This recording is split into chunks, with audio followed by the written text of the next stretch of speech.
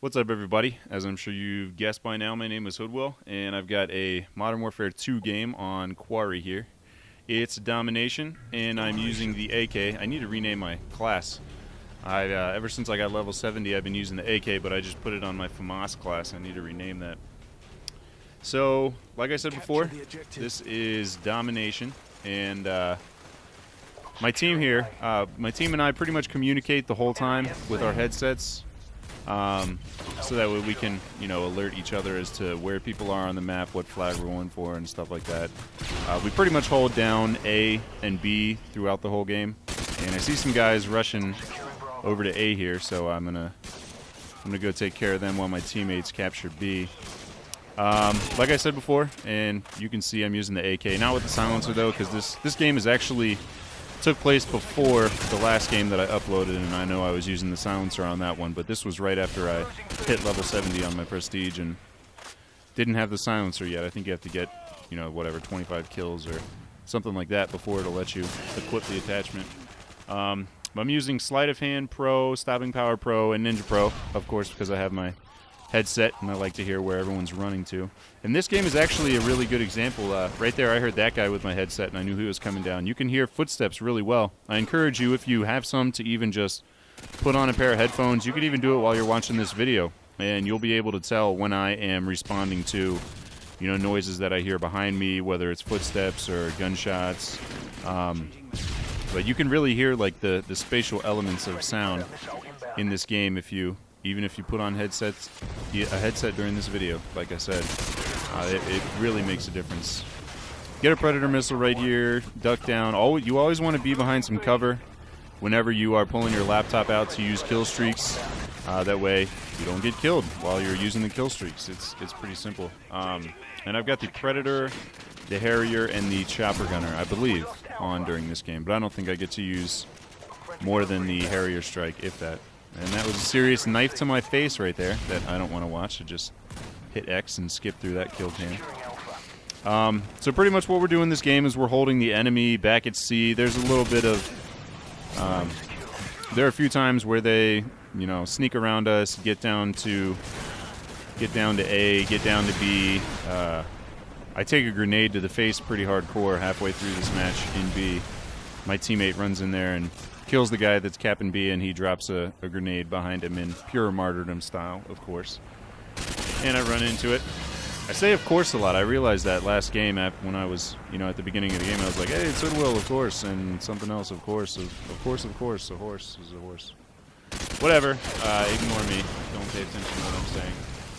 Anyways, like I said, my teammates and I communicate nonstop throughout the game. Tell each other where enemies are spawning, how many are in a certain location, where they're headed. And this is stuff that you really want to be aware of when you're playing, not only for your own sake, but for your teammates, so you guys can, group together, work together in certain areas of the map if you're pushing towards one flag versus another, et cetera, et cetera.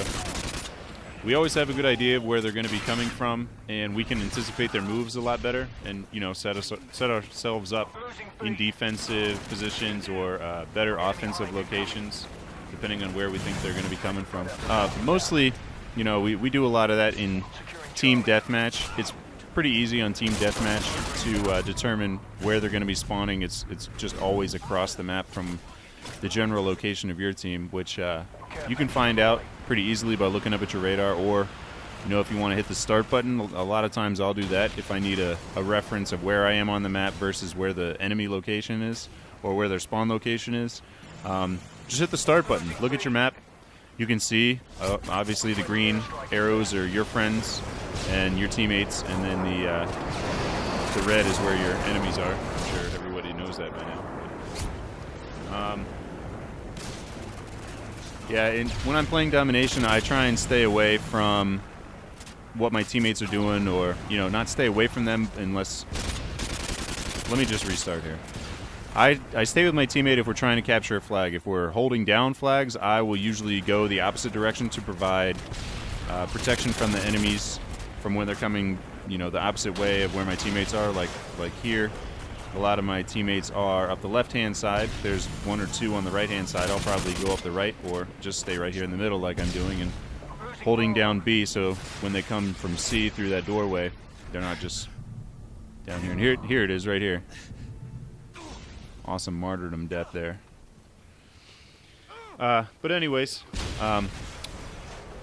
this map's kind of a lot of fun because it can be, you can equate it to tunnels that just run down the sides of the central B location, and you can keep an eye on those pretty easily, staying ducked in cover and just watch your corners. There are a lot of places that people like to camp in this map, but I typically just move around, check my corners, you know, listen for footsteps here and there. And that was so stupid. I don't even know what I was paying attention. I was probably looking at my radar or something, seeing, because I heard that guy's footsteps, seeing if he was coming from anywhere. And the gun got in the way of my view. I need to be more aware of that. You know, holding my gun down more so I can see what's in front of me. I tend to look upwards when I'm running, and that's not good because sometimes people hide in that area of the screen that the gun covers up right in front of me, and I end up dying like you saw me die just there. Another habit I need to get into is not reloading right away, and I know I talked about reloading and how I reload from Halo. That's just ingrained from me from Halo. Ingrained into me by Halo. I know I talked about that last game, but I'm really going to try and, you know, not only duck behind cover when I'm reloading, but wait for one or two guys to pass by before I reload. Because typically, if you're playing Team Deathmatch or really any team game, there are going to be teammates of the enemy running alongside the one that you kill. So it's best just to wait for one or two. But, you know, if you know you've got 5 seconds to spare, then just go ahead and reload. A lot of times I'll run out of ammo on my primary weapon, and I'll need to switch to my secondary, so when I get a chance, I'll make sure my secondary is fully reloaded as well. Let's see. You always want to be checking your radar, especially if you hear somebody or you know, you want to figure out where they're spawning. Just do that as often as possible. That way you'll know where the opponents are. Like right here, I'm waiting for somebody to show up. One of the opponents to fire their weapon so I can get a general location where they are, but they're kind of all over the map firing. But I end up dropping the Harrier on C to see if I'll get any kills, because I know that's probably where they're going to be spawning since they've got the C flag. Spawns always go like that. That's why it's really easy to spawn trap when you play Domination. A lot of times when my team's playing Domination, here we're not playing, you know, we're playing Domination, but it's ground war or big team battle, whatever you want to call it. But it's the same in any Domination match. We pretty much start off the game assessing the map, figuring out which flag we want to let the enemy have. You know, it's not always a good idea to capture all 3 flags, because then the game will just pick a random spawn point for the opponent. It's best to pick a flag that you want to let them capture that, you know, has minimal entrance and exits to and from the flag, so that way you can just post up, you know, right around the flag, which we pretty much do in this game, right around C, so we can contain their spawn. But don't push too far into the enemy's flag area, or like right here, this is a little too far, and, you know, I pay for it. I die right there. Because if you push too far behind the flag or up into their flag spawning location, you will change their spawn, especially if you capture the flag.